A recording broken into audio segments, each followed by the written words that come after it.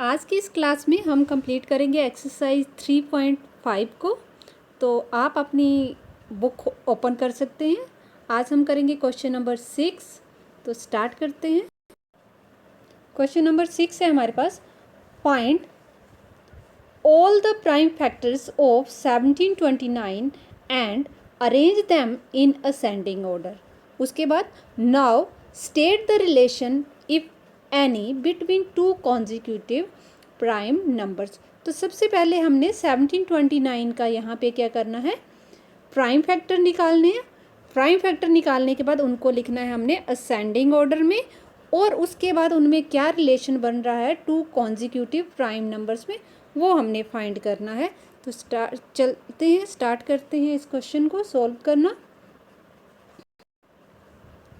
तो यहाँ पे मैंने ऑलरेडी इस क्वेश्चन को सॉल्व कर लिया है, बिकॉज लिखने में थोड़ा टाइम ज़्यादा कंज्यूम हो जाता है और वीडियो काफ़ी लंबी चली जाती है। तो यहाँ पर मैंने 1729 के जो फैक्टर बनाए हैं वो मैंने फैक्टर ट्री की हेल्प से बनाए हैं। आप चाहें तो इसको इस वे से भी बना सकते हैं, 1729।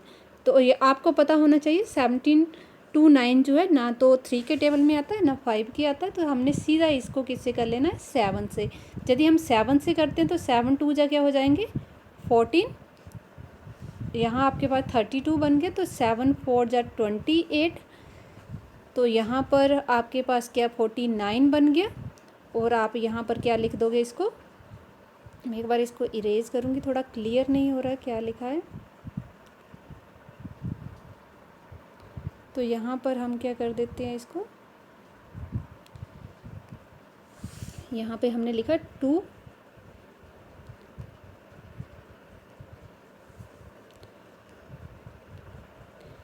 लिखने के बाद हमारे पास आ जाएगा 2। तो ये आ गया हमारे पास 247। तो उसके बाद हमारा ये सिर्फ ओनली एक ही टेबल से जाएगा, डैट इज़ 13। 13 1 जा 13 एंड यहाँ पे आ जाएगा 9 से। 13 और 19 को मल्टीप्लाई करेंगे तो हमारे पास आ जाएगा 247। तो यहाँ पर हमारे पास 1729 के प्राइम फैक्टर क्या बन गए हैं, 7 मल्टीप्लाई 13 मल्टीप्लाई 19। ओके, यहाँ से आप लिख सकते हो 7 13 और 19। ओके, तो यहाँ पर मैंने लिखा है प्राइम फैक्टर्स ऑफ 1729। तो ये हमारे पास बन गए 7 मल्टीप्लाई 13 मल्टीप्लाई 19। और उन्होंने इसको बोला था असेंडिंग ऑर्डर में लिखना है। तो अभी यदि आप यहाँ पर देखो तो असेंडिंग ऑर्डर में हम कैसे लिखते हैं, सबसे छोटा नंबर फिर उससे बड़ा देन उससे बड़ा। तो 7 देन 13 देन 19। तो ये ऑलरेडी असेंडिंग ऑर्डर में लिखे हुए हैं। नेक्स्ट उन्होंने एक और क्वेश्चन पूछा था कि find the difference of two consecutive prime factors. अब यहाँ पर हमारे पास देखो ये कॉन्जिक्यूटिव नंबर बन रहे हैं। कॉन्जिक्यूटिव नंबर क्या होते हैं, जिनमें सेम डिफरेंस चल रहा हो जिन नंबर्स में। अब 13 में से जब आप 7 को माइनस करोगे तो आपके पास क्या आ जाएगा, 6 आ जाएगा। और 19 में से 13 को माइनस करोगे तो आपके पास क्या आ जाएगा, 6। तो आप लिख सकते हो the difference of two consecutive prime factors is 6 and that is our answer. Move करते हैं नेक्स्ट क्वेश्चन की ओर। क्वेश्चन 7 है हमारे पास, the product of 3 consecutive numbers is always divisible by 6। Verify this statement with the help of some examples.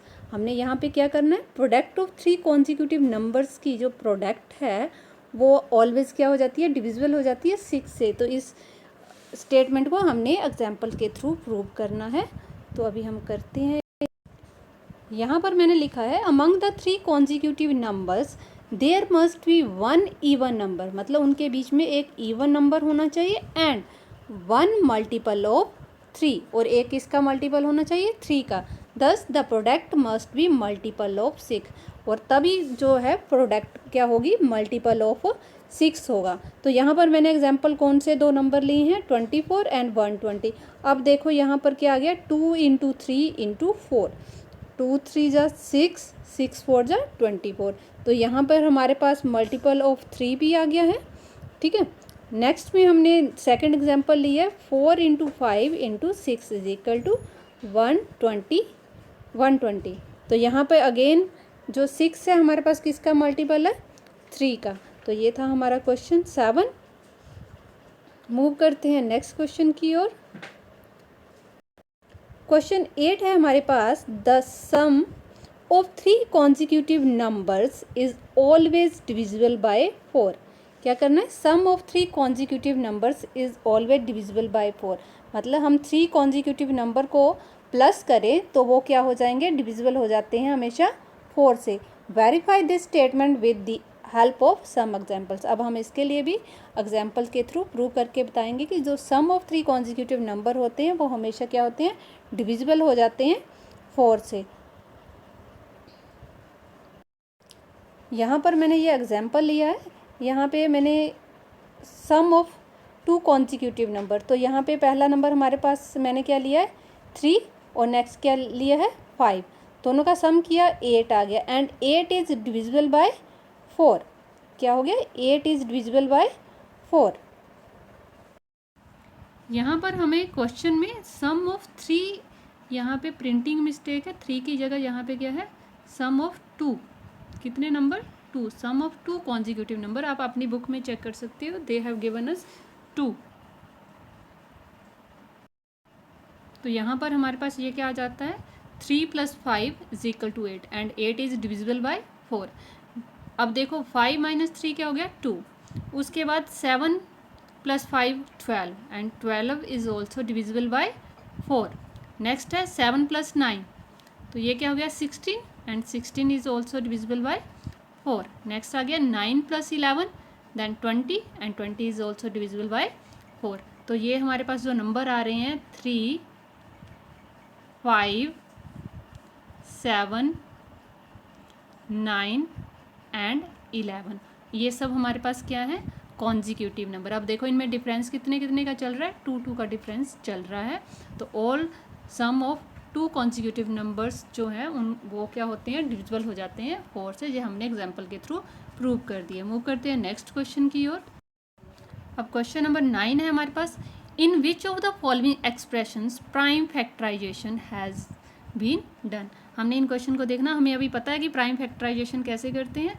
तो अभी देखिए ए part जो है हमारे पास, इसमें 24 का फैक्टराइजेशन किया है 2 × 3 × 4। तो आपको यहाँ पे पता चल रहा है कि यहाँ पे जो 4 है, 4 के आगे हम अगेन प्राइम फैक्टराइजेशन कर सकते हैं इनको। तो यहाँ पे ए क्वेश्चन में क्या प्राइम फैक्टराइजेशन नहीं हुई है, नॉट डन। तो नेक्स्ट हमारे पास है